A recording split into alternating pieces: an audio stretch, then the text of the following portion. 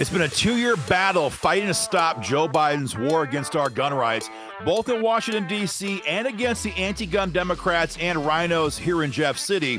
This fall is our chance to send a message to everybody that Missouri still stands for freedom.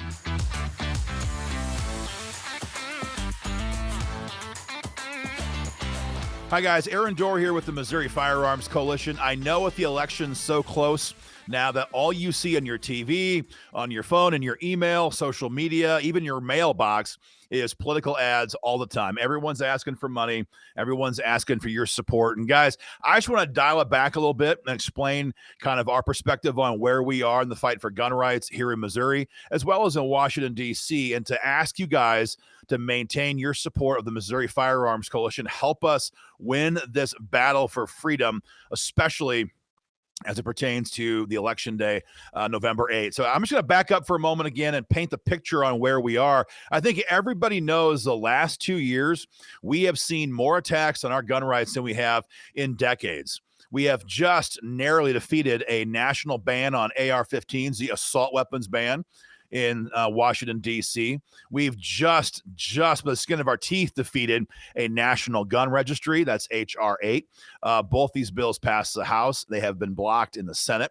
We have just barely defeated a national red flag gun seizure law that also passed the House. It was blocked in the Senate. Of course, it wasn't all good news. What we also saw was Republicans, rhino backstabbers like Roy Blunt, stand side by side with Chuck Schumer and Dianne Feinstein and pass a massive gun control bill in June that gave Joe Biden almost $1 billion to bribe states into passing red flag gun seizures. So we did not win every fight, but we did win the majority of them by the skin of our teeth. And what we've also seen happen then here locally is having a demented tyrant in the White House who is open about his desire to disarm the entire American population. What that did was galvanize Republicans in Jeff City to stand up and send a message of their own.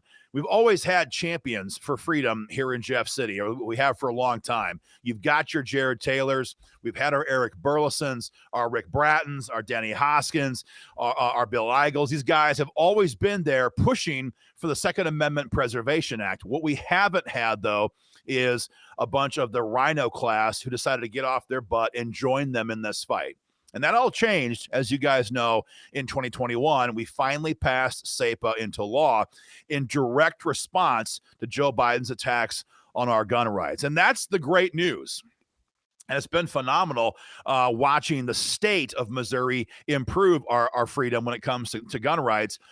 But that's about where the good news stops. What we've seen since that bill was signed into law just over a year, 15 months ago, is a bunch of Republicans come out there and say, yeah, we have to adjust SAPA. What that means is they want to destroy it. We've seen Democrats get louder and louder and louder saying we have to repeal SAPA law. And of course, at the national level, we have Trudy Valentine going around pushing her agenda to disarm all of us, banning AR-15s, a national gun registry, national red flag laws. She is 100% in support of Joe Biden's war against our gun rights. So the Missouri Firearms Coalition is engaged right now. We have been for several weeks now in an all-out blitz, doing everything we can to remind gun owners and voters in Missouri on what's at stake, because there's been an element where we've largely seen success here in Missouri, and we've seen a lot of bad gun bills defeated in Washington, D.C. And for some gun owners, there's this idea that, things are pretty much okay, that we've done a pretty good job at holding the line, and we can kind of like just sit back, take a break, and let this one ride. And guys, I'm here to tell you that's just not the case.